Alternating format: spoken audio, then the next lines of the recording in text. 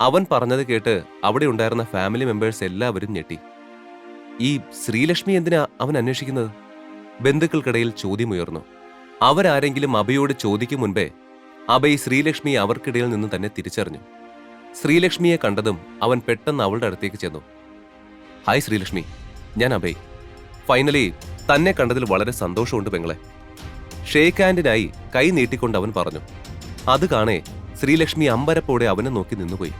ശേഷം അല്പം ബോധം വന്നതും ബഹുമാനത്തോടെ അവന് കൈകൊടുത്തു. അഭയ് പറഞ്ഞു, ഹാ, അപ്പോ കേട്ടതെല്ലാം ശരിയാണ്. താൻ ശരിക്കും സുന്ദരിയാണ്. അഭയ് ശ്രീലക്ഷ്മിയെ നോക്കി പുഞ്ചിരിയോടെ പറഞ്ഞു. അത് നോക്കി നിന്ന് ആർക്കും തന്നെ അവിടെ എന്താണ് സംഭവിക്കുന്നതെന്ന് മനസ്സിലായില്ല. എന്തിനാ അഭയ് ഈ ശ്രീലക്ഷ്മിയോട് ഇത്ര ഫ്രണ്ട്ലി ആയിട്ട് പെരുമാറുന്നത്? അവർ ആശയക്കുഴപ്പത്തോടെ പരസ്പരം നോക്കി. പക്ഷേ ഇതെല്ലാം വെറും ട്രെയിലർ മാത്രം. പടം വരാൻ പോകുന്നതേ ഉള്ളൂ എന്ന മട്ടിൽ ഋഷി ഒന്ന് ചിരിച്ചു. അപ്പോ കാര്യത്തിലേക്ക് വരാം. എനിക്ക് ചില അത്യാവശ്യ ബിസിനസ് വർക്ക്സ് ഉണ്ട്. സോ ഉടൻ തന്നെ എനിക്ക് കൊച്ചി വിടണം. അതുകൊണ്ട് വർമാസ് കമ്പനിയുടെ ഷെയർസ് ശ്രീലക്ഷ്മിയുടെ പേരിൽ മാറ്റാൻ ഞാൻ തീരുമാനിച്ചു. ശ്രീലക്ഷ്മി, ഇനി മുതൽ ആ കമ്പനിയിൽ 60% ഷെയർസും തന്റെ പേരിലായിരിക്കും. താനത് നന്നായി കൈകാര്യം ചെയ്യണം. എനിക്ക് തന്റെ മേലുള്ള വിശ്വാസം കളയരുത്. അഭയ് അത്രയും പറഞ്ഞ ശേഷം തന്റെ സഹായികളെ തിരിഞ്ഞു നോക്കി. ആ നോട്ടം കണ്ടതും നേരത്തെ റെഡിയാക്കി വെച്ചിരുന്ന ഡോക്യുമെന്റ്സും പേനയും അവർ ശ്രീലക്ഷ്മിക്ക് കൈമാറി. അതുവരെ പരസ്പരം ഓരോന്ന് ചോദിച്ചുകൊണ്ടിരുന്ന വർമാസ് അത് കണ്ട് എന്ത് പറയണമെന്നറിയാതെ നിശബ്ദരായി. തനിക്ക് ചുറ്റിലും നടക്കുന്നതെല്ലാം കണ്ട് ഒരു നിമിഷം സ്തംഭിച്ചു പോയ മഹാദേവി അടുത്ത നിമിഷം തന്നെ സന്തോഷവതിയായി. അവരുടെ കമ്പനി ഷെയറുകൾ ശ്രീലക്ഷ്മിയുടെ പേരിലേക്ക് മാറ്റുമെന്നായപ്പോൾ അവരുടെ മുഖം തെളിഞ്ഞു. എളുപ്പത്തിൽ അവളുടെ കയ്യിൽ നിന്നും വാങ്ങാമെന്ന് അവർ കണക്ക് കൂട്ടിയിരുന്നു. എന്തിനാ അഭയ് ഇങ്ങനൊരു മണ്ടൻ തീരുമാനം എടുത്തത്? ഷെയറുകൾ ശ്രീലക്ഷ്മിക്കാണെങ്കിൽ അത് വർമാസ് കുടുംബത്തിന് തിരികെ നൽകുന്നതിന് തുല്യമല്ലേ? മഹാദേവി ചിന്തിച്ചു. ശ്രീലക്ഷ്മി, പിന്നെ ഒരു പ്രധാന കാര്യം കൂടി പറയാനുണ്ട്. ഈ ഷെയർസിന്റെ മൂല്യം 500 കോടിയാണ്. തന്നോടുള്ള വിശ്വാസം കൊണ്ടാണ് ഞാൻ ഇതെല്ലാം തന്റെ പേരിലേക്ക് മാറ്റിയത്. അത് മറന്ന് താൻ ഒന്നും ചെയ്യരുത്. അഭയ് അത് പറഞ്ഞപ്പോൾ ശ്രീലക്ഷ്മി ഞെട്ടി അവനെ നോക്കി.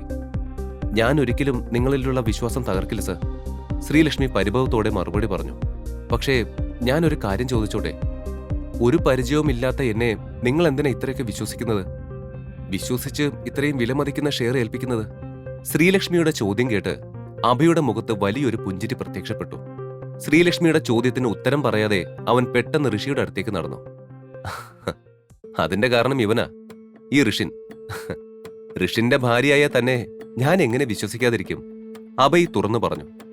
ഋഷി തന്റെ ഭർത്താവാണെന്ന് നേരത്തെ പറഞ്ഞിരുന്നെങ്കിൽ കഴിഞ്ഞ തവണ ഇവിടെ വന്നപ്പോ എല്ലാ ഷെയറും ഞാൻ തനിക്ക് തരുമായിരുന്നോ?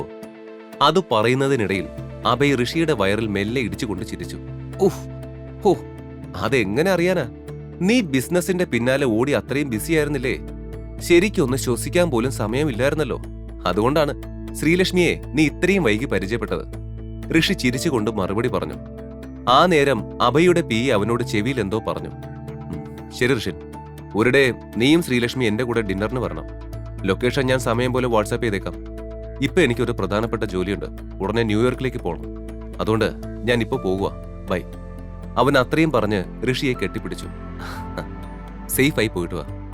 അവനെ തിരികെ ഹഗ് ചെയ്തുകൊണ്ട് അത്രയും പറഞ്ഞ് ഋഷി അവനെ യാത്രയച്ചു. അഭയ് യാത്ര പറഞ്ഞ് പുറത്തു പോയപ്പോഴാണ് വർമാസ് കുടുംബത്തിന് ബോധം തിരികെ വന്നത്. അവർ ഞെട്ടലോടെ ഋഷിയെ നോക്കി. ഇനിയും അവൻ ഇതുപോലെ എത്ര ഫ്രണ്ട്സ് ഉണ്ട്? ലക്ഷ്മൺ, ഒലീവിയ, ACP ഗൗരി, ഇപ്പതേ ഈ അഭയും. എങ്ങനെയാ ഇവനൊക്കെ ഇത്രയും വലിയ ഫ്രണ്ട്സിനെയൊക്കെ കിട്ടുന്നത്? വർമാസ് എത്ര തലകുത്തി നിന്ന് ആലോചിച്ചിട്ടും ആ ചോദ്യത്തിന് ഒരു ഉത്തരം കിട്ടിയില്ല.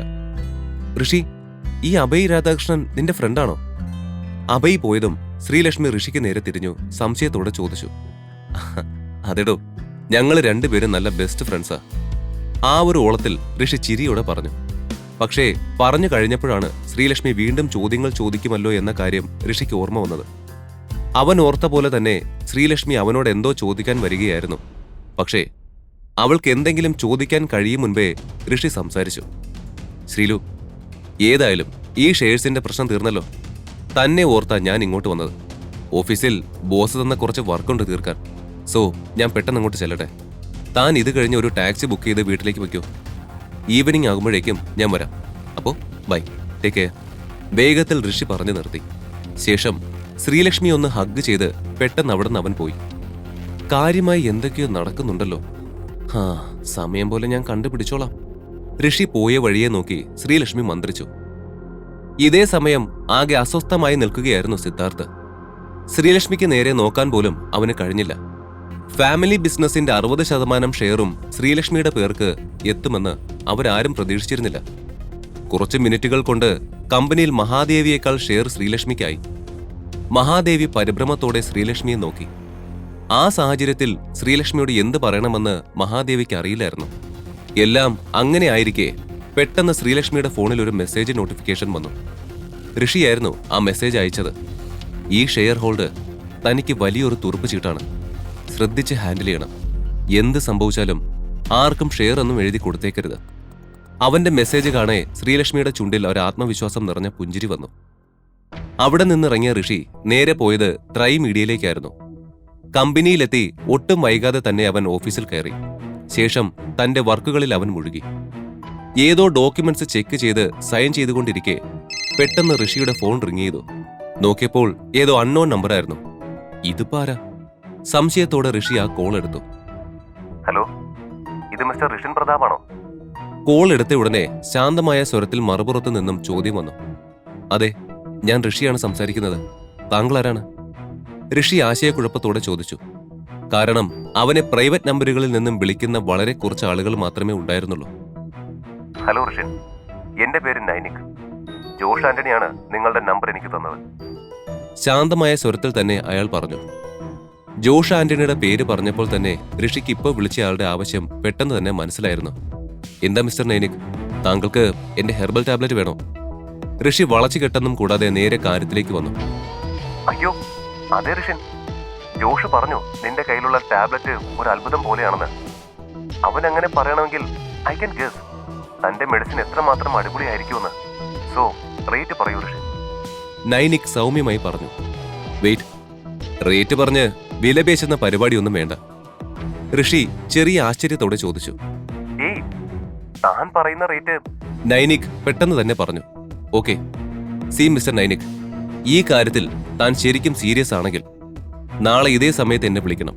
പിന്നെ ജോഷ് ആന്റണി 5 ലക്ഷത്തിനാണ് ടാബ്ലറ്റ് വാങ്ങിയത്. നിങ്ങൾക്കും ആ റേറ്റ് ഓക്കെയാണോ? ഋഷി സംശയത്തോടെ ചോദിച്ചു. യാ, എനിക്ക് ഓക്കെയാണ്. 5 ലക്ഷം അല്ലേ? എനിക്ക് കുഴപ്പമില്ല. ഒരു നിമിഷം പോലും ആലോചിക്കാതെ നൈനിക് സമ്മതിച്ചു. ഓക്കെ നൈനിക്, അപ്പോ ബാക്കി ഡീൽസ് എല്ലാം നമുക്ക് നാളെ സംസാരിക്കാം. കൃത്യം 5 മണി. ഓക്കെ?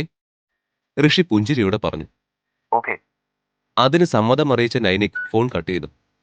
അത് കഴിഞ്ഞതും ഋഷി വീണ്ടും തന്റെ ശ്രദ്ധ ഫയൽസിലേക്ക് തിരിച്ചു. അപ്പോഴായിരുന്നു പെട്ടെന്ന് അവന്റെ വാതിലിൽ മുട്ടിക്കൊണ്ട് നിഹാരിക അകത്തേക്ക് വന്നത്. സർ, താങ്കളെ കാണാൻ ഒരു ഗസ്റ്റ് വന്നിട്ടുണ്ട്. ഋഷിയോടായി അവൾ പറഞ്ഞു.